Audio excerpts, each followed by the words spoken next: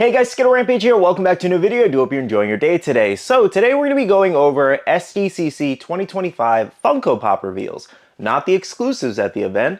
Funko actually had a panel and they showed off a bunch of new Funko Pops coming in about 2 or 3 months. And we do have a lot of things to go over today between Star Wars, DC, anime, Disney, video games, and more. Now on the topic of brand new Pops, I figured the question of the day should be wrapped around what is a Funko Pop line you would love to see Funko make next? Alrighty guys, so let's go ahead and jump into what was revealed at the SDCC panel earlier in the week. And these are going to be shared over from the Pop Baron, so thank you so much. They were in attendance and I got all these photos from one of their Instagram stories. So let's go ahead and kick things off with Marvel Rivals. So Marvel Rivals, they did show off Jeff the Land Shark here, tongue flapping. Those teeth are awesome too. But I really like how this one turned out, to be honest. He's kind of in a jumping pose too, very happy, very silly. I would have loved for water to be all around him, but nonetheless, this is a great starter pop. I'm sure we'll get an exclusive in the future. Now, funny enough though, actually given out at the event, someone got a sample of Jeff the Land Shark there and signed. And not only that, on the back of the box, we had a look at the rest of the common wave, which included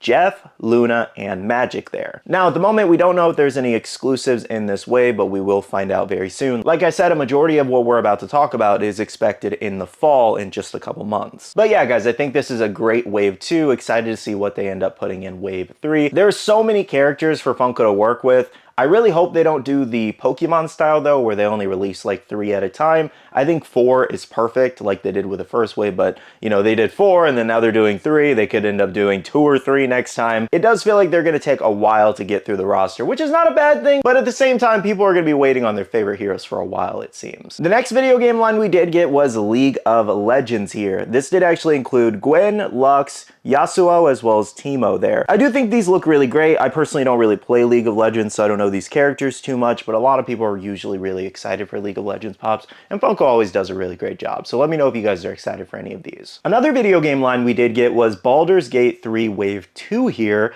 and some collectors actually got in-hand like giveaways, I guess. This included Weil, Laezel, as well as Gale there, which was the Glow Chase. It's always really cool to get something a little bit early and in person like that, so I'm sure they're very excited. Now guys, our last video game announcement was Five Nights at Freddy's Help 1 and 2 here. So this did feature Glitch Trap, Scrap Baby, Vanny, and a pop premium of DJ Music Man.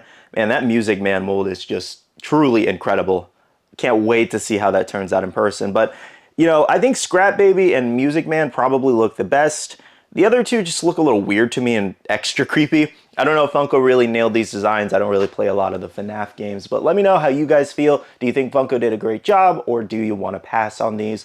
I saw a good mix between fans on a couple different posts. Like, a lot of people are like, oh, they look ugly, but a lot of FNAF fans feel that about most of the FNAF figures. But then a lot of people are like, oh my god, I'm so excited. They did such a good job. So let me know how you guys feel about these. Moving on for Disney fans, we actually got a brand new Rapunzel Pop Nook here. If you don't know, this is Funko's new line where it's kind of like creating a scene in a 4-inch pop there. Recently we got Harry Potter, we also have an Iron Man as well as Stranger Things one. And then here's an official look at the Rapunzel one where she's reading a book. I think it looks pretty good. Next up for anime fans, we did get Hunter x Hunter here. So not the strongest announcement for anime, but we always get anime, so it's not that big of a deal. But this includes a sitting wave, and we have Kurapika, Killua, Leorio, and Gon there. So these are basically shelf sitter pops. Think of Elf on the Shelf where their legs kind of hang over and they have a little bit of a heavier bases on the back to where they will sit comfortably there and they shouldn't fall off. It's definitely a very unique concept. I just don't think it's the strongest like Hunter x Hunter announcement, if that makes sense, just because a lot of people have been waiting on a new wave and waiting on new characters, and then we got, you know, the main 4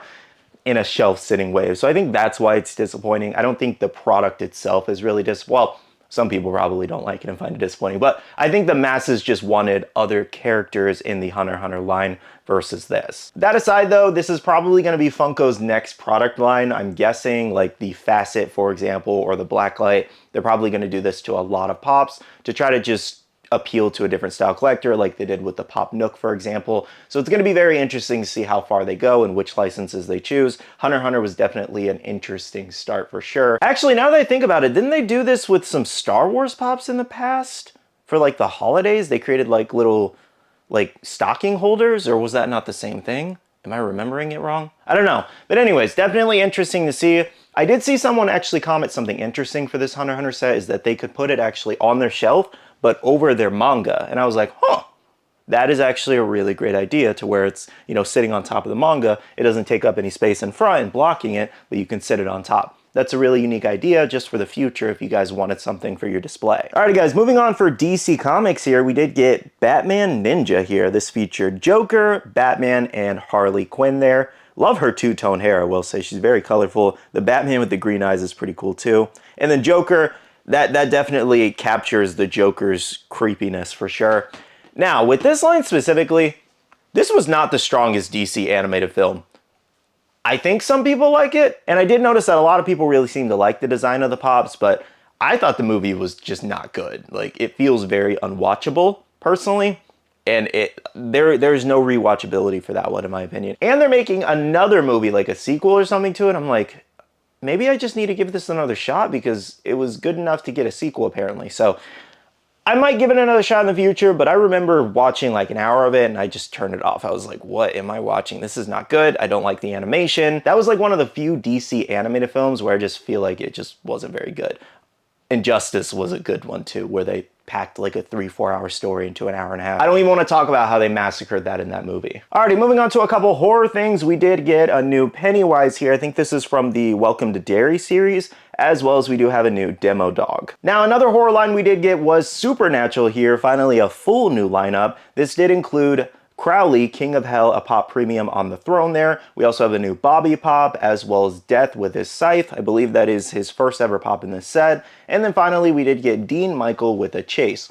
So a little unclear as to which one is the Chase. I feel like you would think the one on the right with his hair showing would be the Chase, but lately how Funko's been doing, they've been doing it swapped, where that one could be the common and the one with the hat could be the Chase. So anything could be possible here. We'll just have to wait for the official announcement. Next up, for Star Wars fans, we got a bunch of new things here from Tales of the Jedi, Rebels, and Clone Wars there. So from Tales of the Jedi, we did get a new Count Dooku. From Rebels, we did get Kanan. And then finally from the Clone Wars, we got Asajj Ventress, which a lot of people are excited about. We also got Hondo, as well as Jesse with a Chase. Now again, same situation. I'm assuming the unmasked is the Chase, but recently with the Fallout line, for example, they did the closed mask as a Chase and the unmasked as a non-Chase. So anything can be possible here. This is a pretty good looking Star Wars lineup and a lot of people seem really excited, so let me know if you plan to pick up any of these. Next up for pop music, we did get Metallica here. So I don't really know too much about Metallica. I don't really follow this band or their music. However, I really like how the pops did turn out, especially having the pop accessories there where it has like the microphone stand. So that's really nice. Alrighty guys, so the last new things we did get included pop accessories here. On this first page, we have some new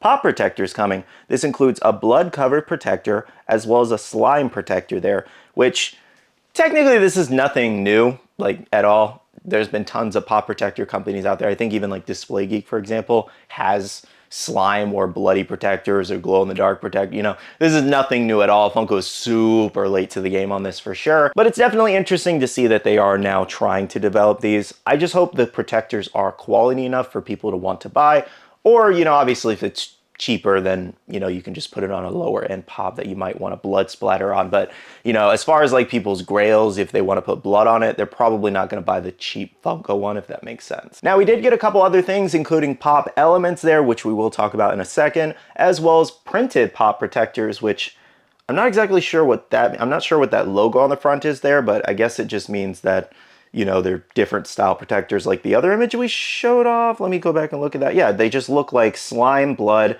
and then like a snowflake one. I guess the snowflake one is supposed to be like Christmas, I guess. Anyways though, something I wanted to focus on specifically was the pop elements here. So it's basically kind of like the normal like elements that would be around other pops, but you can buy them separately and put them around any pop you want. So we have fire, earth, water, I guess, is that air or earth, air? That's like kind of a combination of everything. But anyways, they're going for multiple elements here, as you can see. And it's definitely a very unique concept here. Obviously nothing new, again, that most companies have been doing, like figure arts, for example. But, you know, Funko is finally jumping into this, trying to make some more money on, you know, other little products. I am very interested to see how these end up selling. I mean, I think a lot of people would like to put elements around the pops that don't have them, you know? Like, I could put an element around my Labubu. It's going to be super Nico Robin. I feel like that was a poor example. But like, you know, like, Piccolo. You see how this Piccolo has an aura and this one doesn't, I could put an aura around him, but this one's already detachable, so this is a pretty good point of exactly what you're gonna get, essentially. If you don't know, if you've never taken your Piccolo out, they do detach. This was like the first ever time they've done that, and I guess people responded well enough to it where they're like, hey, we're gonna make more of these. So yeah, this is basically what they're going for here, separate accessories. Something I am curious about though for these element accessories is what is the price point for these, you know? Like what are we looking at? Are they gonna be $5 to $8? Are they gonna charge like $10 for something like this? What are we looking at price-wise? Because if the price doesn't make sense, then people probably won't buy them. Some people will, but you know, the masses won't buy them. Well guys, that pretty much recaps Funko's SDCC panel with a majority of their announcements. Make sure to let me know in the comments if you guys are excited about any of these new pop lines. With that being said though, I'm gonna end up this video here by saying a big shout out to all the awesome Patreon supporters of the channel. You guys are amazing for supporting myself and the channel. If you guys are interested and want to check out the Patreon, the link is down below. We have a Patreon link Discord where we share a lot of information, news, restocks, updates, links, and more. And finally, make sure to follow me on all my social medias at Skittlerampage over on Twitter, TikTok, Instagram, and my Facebook page so you can stay up to date. All right, love you guys. See you guys in the next one. See you guys later. Bye.